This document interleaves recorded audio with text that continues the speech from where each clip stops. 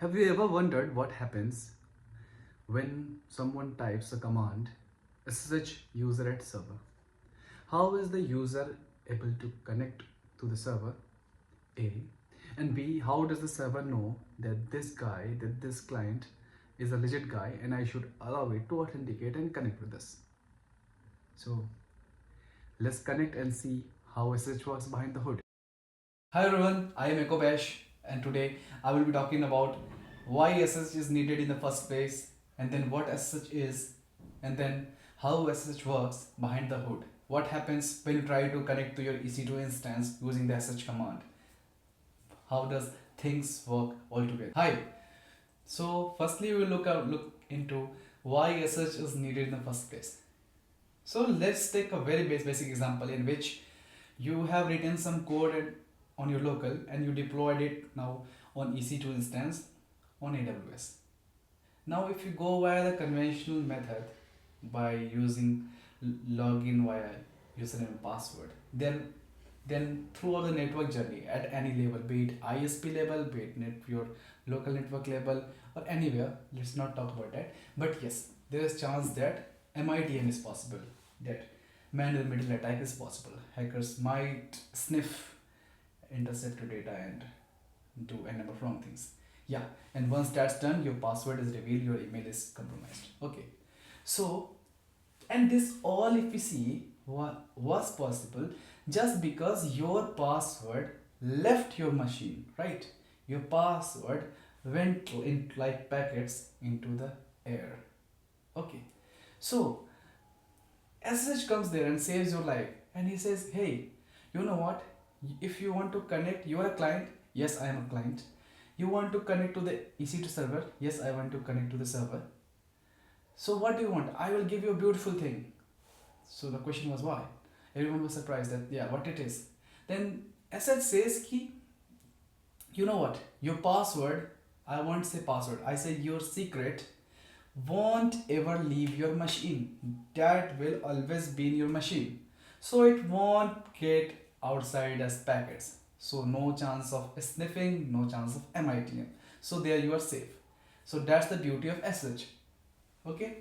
So what problem? First, the first question, that why SSH is needed for the first place. Then we know if we use SSH, our secret never leaves our machine. So we are not prone to MITM now. No longer we are prone to that. Okay. So this was the answer of why SSH. Now we will deep dive into what and how. Hi. So now we know why we use SSH, what SSH is. Now we'll deep dive into how it works behind the hood. Okay, so this is our client, say your laptop or user. I will be using laptop, client and user words interchangeably to talk about client. And then on the other hand, I have server or say EC2 or say GitLab, GitHub. I will be using these words interchangeably because these are server. Okay, so now we'll see that how this client connects with this server, and server knows that yeah, you are legit, you can connect, and or yeah, no, you're not a legit guy and you should not be allowed to connect. Okay, so it's as such, that is secure shell uses public key cryptography. So it generates two keys, public key and private key, public key and private keys. So instead of passwords, in SSH the whole SSH revolves around public key and private key. Okay, there will be one public key, one private key. Okay, so let's talk about the server when it's EC2 instance. Okay, so as soon as you spin any EC2 instance, then AWS itself create a pair of SSH keys. Pair of SSH keys, and that means private key and public key. Okay, so we need to listen here carefully. So as EC2 creates the SSH keys, it keeps the public key with it. So public key stays with server. Public key stays with server.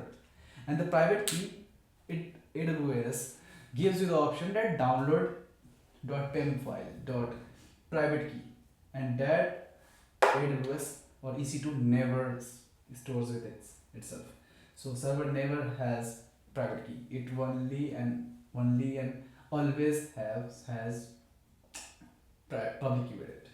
So we know that private key is stored by which guy?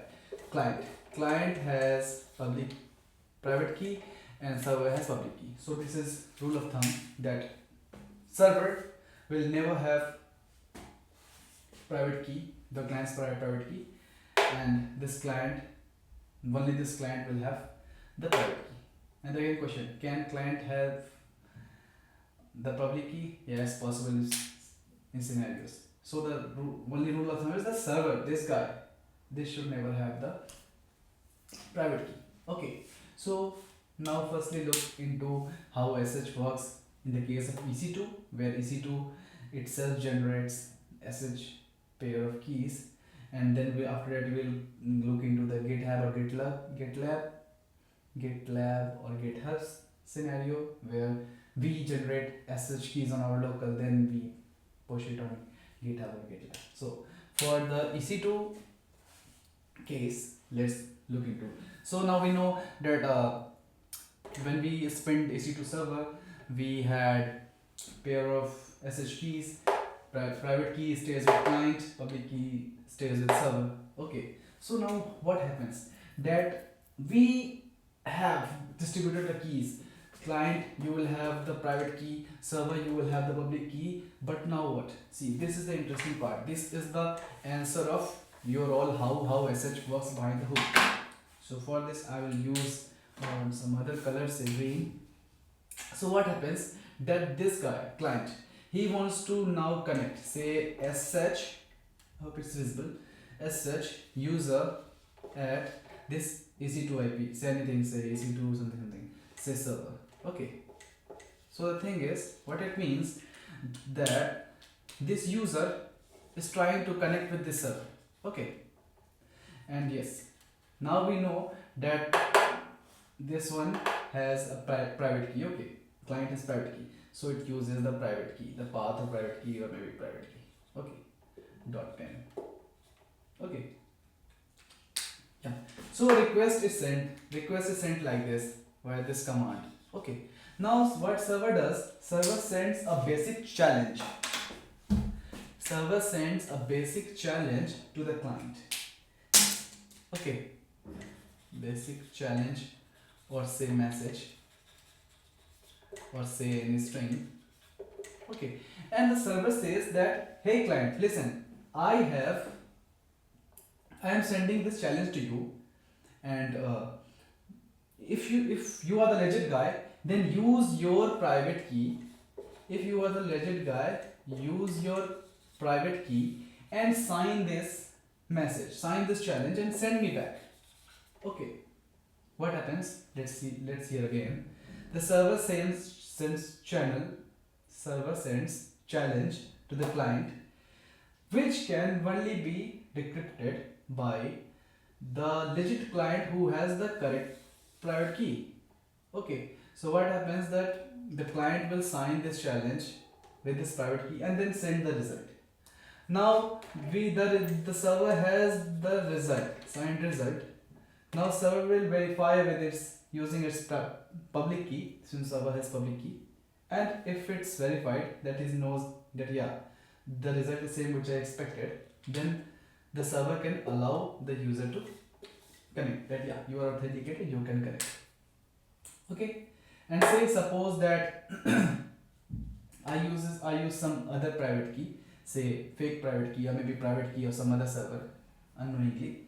Then if we sign the challenge and then send to the server, then server will get that result, of course, and then it will verify using its private key, and then at a time, if it's not verified, then server doesn't get what is expected. Then at the time it will say, okay, sorry, you are no longer, sorry, you cannot be authenticated, you will get error.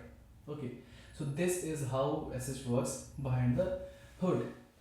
Okay, yeah, so this was basic overall of how things work, but the scenario is now considered the EC2 one. The thing is, like in this case, EC2 for us generated pair of SSH keys, which is not always the case. For example, since if you are a developer and if you have ever pushed the code on GitHub or GitLab, then at a time, now we rarely, I don't know, it's obsolete, I guess, yeah, that we push code using HTTPS. So now we push code using SSH. So before that, it says that please add your machine's SSH keys so that we can authenticate you whenever you try to connect with the GitLab server and then push code.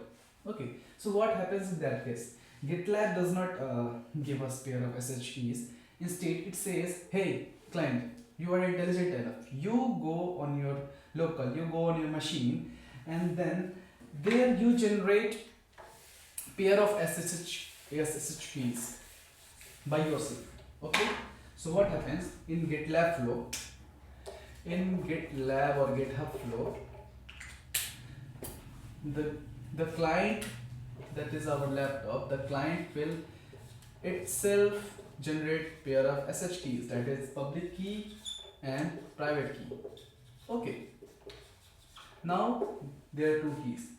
If we take the analogy of the EC2 concept, then we know that private key should never ever leave your machine. That was the answer from the why SSH, right? If private key is also leaving the machine, then why SSH in the first place? Got it. So the thing is, private key is what you should keep it in safe in your locker, in your mirror. Okay.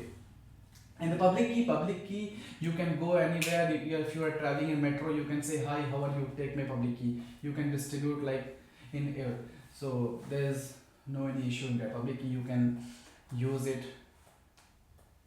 recklessly. You can share it with anyone. But private key should never leave your machine. So that's the one thing. So now on your client, you have public key, you have private key. Then you go on GitLab. So what do you add here? In GitHub SSH keys, okay, what do you add here? Public key or private key? Of course, private key never leaves your machine, so you add your public key here. Okay. So now, once public key reaches to the GitLab, it's again the EC2 scenario now. It's again some server here. We have public key. Then this client has private key and public key both. So again the same. SSH, how SSH work? Server will send some message.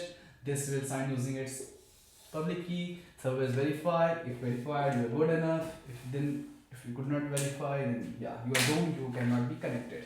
So this is overall how SSH works behind the hood. Yeah. So this was all about how SSH works behind the hood, and this was the helicopter view. And if you want to look deeply into key generation and how Diffie-Hellman exchange works, then you can comment down, then we can take that together. Thank you.